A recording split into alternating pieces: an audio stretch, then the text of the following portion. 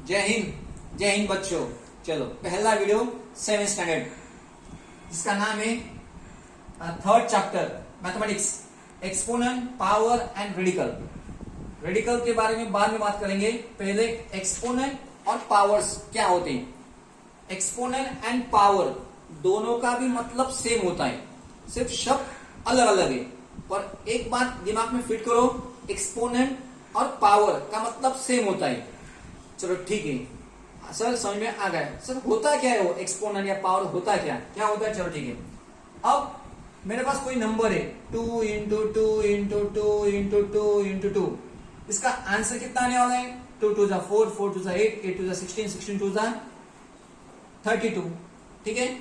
फिर किसने दिया 3 इंटू 3 इंटू 3, 3 3 9, 9 3 27।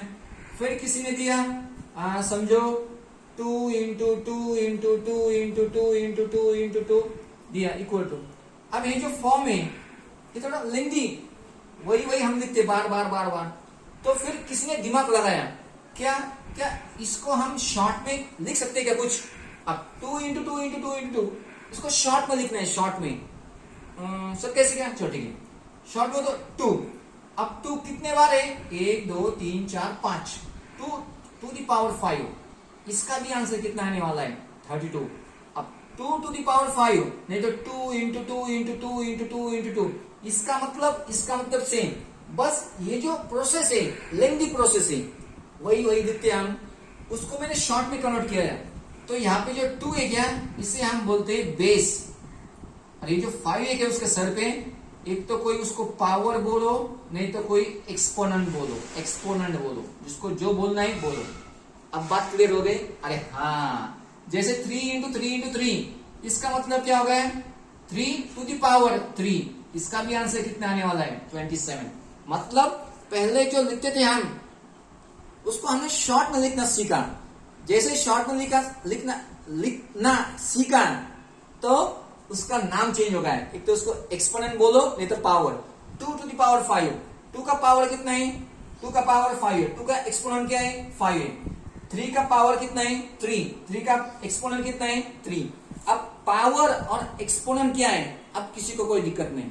अगर ऐसा दिया तो ऐसा हम लिख सकते हैं, और ऐसा दिया तो ऐसा हम लिख सकते हैं। इसमें अब किसी को कोई डाउट नहीं।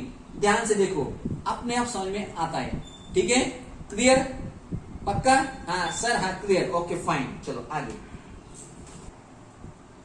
अब लॉज ऑफ एक्सपोनेंट। लॉ का मतलब क्या होता है? कुछ नियम होते हैं। अगर आगे चल के आपको ऐसा कुछ दिखाई दिया, जो लॉ, जो नियम इसको लागू होता है, वही नियम हम आगे लगा सकते हैं। जैसे कि अगर मेरे पास a to the power m into a to the power n, ठीक है, a भी क्या है? a क्या है? रैशनल नंबर, दोनों भी सेम है। इसका पावर अलग अलग है।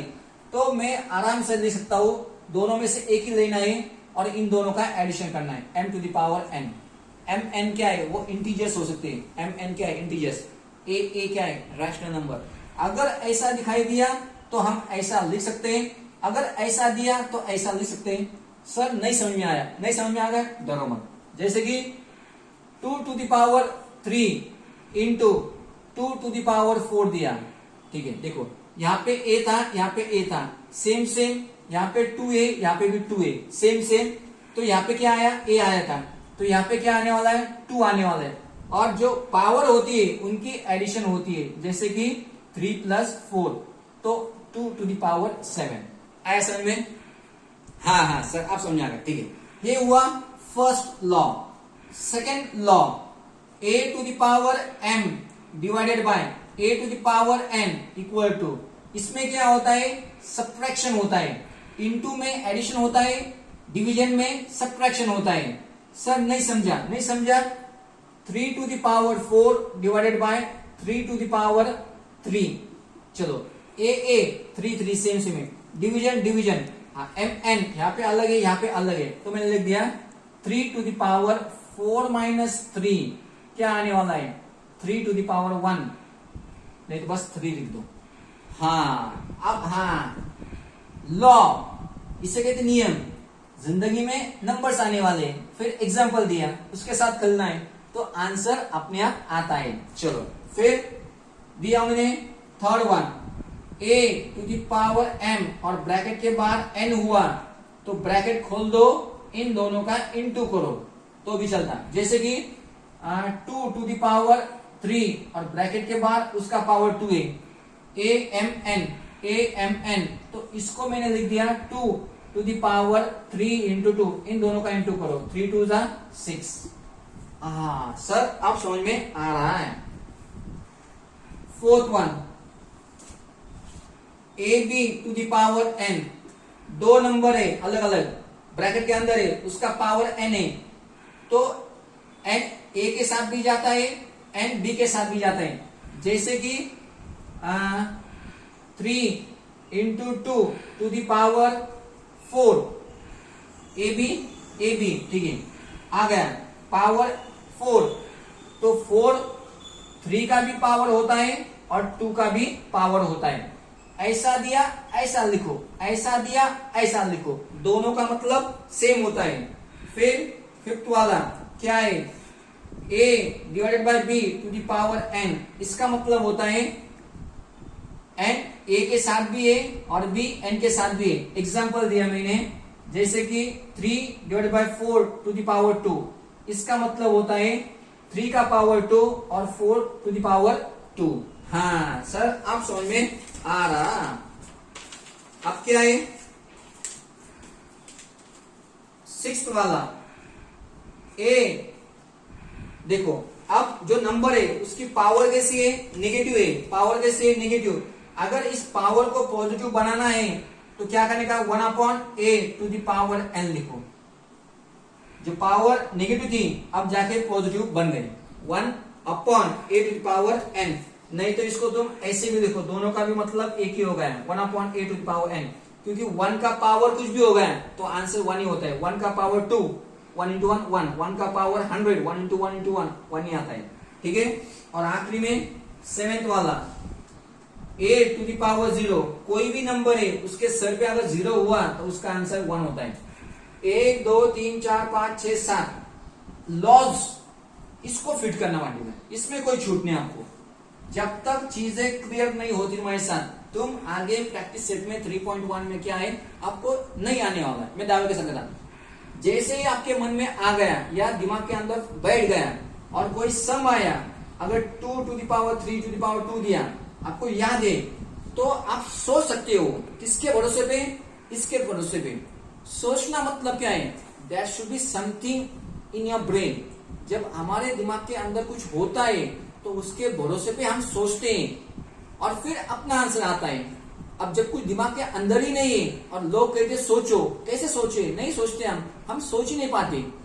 तो जो बात कही मैंने, आपको याद करना पड़ेगा, तो आपको यादिश करना पड़ेगा। इसके भरोसे पे देखो 1 2 3 4 5 6 7 भरोसे पे हम प्रैक्टिस सेट 3.1 सॉल्व करते हैं। चलो question number 1, express the following in power notation. Power notation की फॉर्म लिखना है। अब अलग अलग दिया, पावर नोटेशन में एक ही नंबर लिखना है, उसका पावर -2/11 -2/11, ठीक है। कितने बार है, 2 बार। तो पहले -2/11 कितने बार है, 2 बार। आ गया पावर के फॉर्म में। 1 2 3 4 पावर के फॉर्म में लिखो, -1/4 कितने बार है, 4 बार। 1 2 3 4 5 क्या है, 7/9 एक बार लिखो, कितने बार है, 5 बार। 1 2 3 4 5 6 7 कितने बार है, क्या 13/17 कितने बार है, 7 बार। आ गया पावर नोटेशन, पावर के फॉर्म में आ गया। ये तो एक्सपोनेंट नोटेशन, कुछ टीचर चेंज कर देंगे, एक्सपोनेंट नोटेशन। तो मतलब पावर और एक्सपोनेंट दोनों का मतलब सेम। इतना आसान, हाँ हो गया। Question number 2, express each of the following has rational number. एक ही नंबर के फॉर्म में आना चाहिए, रैशनल नंबर एक ही नंबर आना चाहिए। चलो ठीक है। फिर -2/7 इंटू -2/7, चलो दोनों भी नंबर कैसे सेम है, इसके बीच में इंटू के फॉर्म में, जैसे कि a to the power m into a to the power n होता है, इंडाइसेस लॉ। तो उसने क्या सिखाया हमें, जो भी सेम नंबर है उसको एक बार लिख दो, फिर -3m प्लस n के जगह पे 5, तो आंसर कितना आ गया? -2/7 -3 + 5 2। फिनिश। अगर सॉल्व करना है तो आगे भी हम सॉल्व कर सकते हैं। कैसे क्या? -2/7 इंटू -2/7 दो बार, माइनस इंटू माइनस प्लस, 2 × 4 7 7 × 49। जरूरत नहीं, ये तो सिंपलेस्ट फॉर्म में होगा, यहां तक भी किया तो भी चलता। ठीक है सर, कैसे? अरे देखो ना, a⁴m इंटू a⁴n क्या होता है? a⁴m + n। सिर्फ a की जगह पे -2/7, a की जगह पे -2/7, m n की जगह पे -5, मैंने उसको ऐड किया। अरे हाँ सर, समझ में आ गया। चलो, अब यहाँ पे माइनस साइन है। अब माइनस साइन को कोई फॉर्मूला नहीं, सबसे पहले इस ब्रैकेट को सॉल्व करना पड़ेगा। ठीक है, अब इसका पावर कैसे है? निगेटिव है। अगर इसको पॉजिटिव बनाना है, -3 को पॉजिटिव बनाना है, इसका उल्टा बनाओ। 1/3 का उल्टा किया मैंने। जैसे 1/3 का उल्टा किया, 3/1 हो गया, और -3 का क्या होगा? +3 बन गया। ये माइनस साइन। फिर 1/2 पावर कैसा है? नेगेटिव है। पावर कैसा है? नेगेटिव है। इसको पॉजिटिव करना है तो 2। अरे यार, ये पॉजिटिव कैसे क्या बन गया है? जब नेगेटिव होता है 1/3 है, नेगेटिव है माइनस, तो पॉजिटिव इसका उल्टा होता है। 1/3 का उल्टा क्या आ गया? 3 आ गया। 1/2 का उल्टा क्या हो गया? 2 हो गया। तो नेगेटिव पॉजिटिव हो गया। अगर इसको नेगेटिव करना है तो 1/3 माइनस आ जाएगा। अच्छा, हाँ सर, ठीक है। फिर डिवाइडेड बाय 1/4, पावर नेगेटिव है तो पॉजिटिव करो, जो भी अंदर है उसको उल्टा करो, 4⁻3। जो पावर नेगेटिव थी उसको मैंने पॉजिटिव बना दिया। चलो ठीक है। फिर क्या आने वाला है? 3 का स्क्वायर, 3 3 9 9 3 27 माइनस 2 2 4 4 2 8 डिवाइडेड बाय 4 4 16 16 4 64 4⁻3 4 4 16 16 4 64। 27 में से 8 गए, कितने बचे? 19। डिवीजन का मतलब होता है 64। इसके आगे सॉल्व नहीं होता है। हाँ, आया समझ। अब देखो, चलो, -3 है, इसका उल्टा बनाओ। इसका उल्टा क्या आया? -3/4 नेगेटिव था, मैंने पॉजिटिव बना दिया। ठीक है, फिर 2। अब इन दोनों का मल्टीप्लिकेशन करो, इन दोनों का मल्टीप्लिकेशन करो, तो क्या आने वाला है? -3/4 3 2 6। जैसे फॉर्मूला है अपने पास, कौन सा? a⁴m और ब्रैकेट के बाद n, तो हमने a m × n होता है, वैसे इसका ऊपर का किया। अब इसको सॉल्व करो। कैसे क्या करोगे? -3 × -3 × -3 × -3 अपॉन 4 × 4 × 4 कितने बार? नीचे 6 बार, ऊपर 3 बार। चलो ठीक है, minus into minus plus into minus, minus into minus plus, plus into minus minus, minus into minus plus, minus plus, तो इसका आंसर तो प्लस में आने वाला है। 3 3 9। जब भी पावर इवन होती है, अगर नेगेटिव भी हुआ तो पॉजिटिव आंसर आता है। जब पावर ऑड होती है तो उसका आंसर नेगेटिव आता है। तो इवन पावर है, इसका आंसर पॉजिटिव आने वाला है। 3 3 9 9 3 27 27 3 27 3 3 7 21 81 3 3 9 9 27 27 3 81 और 3 3 9 9 1 9 9 8 72। कितना है? 729 ऊपर। 4 4 16 16 4 64 4 4 16 16 4 64। फिर वापस 3 4 16 4 64 64 का स्क्वायर करना है, मतलब चलो 4 4 16 1 कैरी, 6 4 24 24 का डबल 48 प्लस 1 48 49 6 6 36 प्लस 4 40। और यार सही ना? बहुत भाई सर, हाउ ट्रिक है। स्क्वायर कैसे भी निकालो, 64 इंटू 64 भी करो। 4 4 16, 6 4 24, एक कैरी 25, 6 4 24, 6 6 36 37 38 6 9 10 4 0। मेरा एक अलग दिमाग चलता काम, तो मैंने अलग दिमाग लगाया। अब ऐसा करो, नहीं तो ऐसा करो। ठीक है, आंसर आएगा 729/4096। चलो अब आखिरी का। अब 3 टू द पावर नेगेटिव है तो उसको मैंने पॉजिटिव बना दिया, 1/3 प्लस पावर नेगेटिव है, मैंने उसको पॉजिटिव बना दिया, to the power -1 divided by power negative है उसको मैंने पॉजिटिव बना दिया।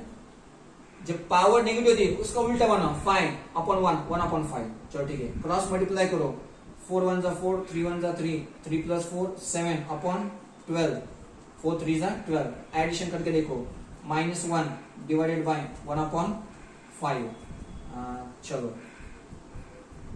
अब इसका उल्टा बनाओ, -1 है, इसका उल्टा बनाए तो क्या आने वाला है, 12 upon 7 to the power 1 divided by 1 upon 5। जब हम डिवीजन को मल्टीप्लिकेशन में लिखते हैं तो इसका उल्टा होता है, 12 अपॉन 7 डिवीजन को हटा दिया, मल्टीप्लिकेशन अपने मन से, इसका उल्टा बनाओ तो 5 अपॉन 1, 12 5 जा 60, 7 1 जा 7, ये उसका फाइनल आंसर। दैट्स इट, आज के लिए इतना ही।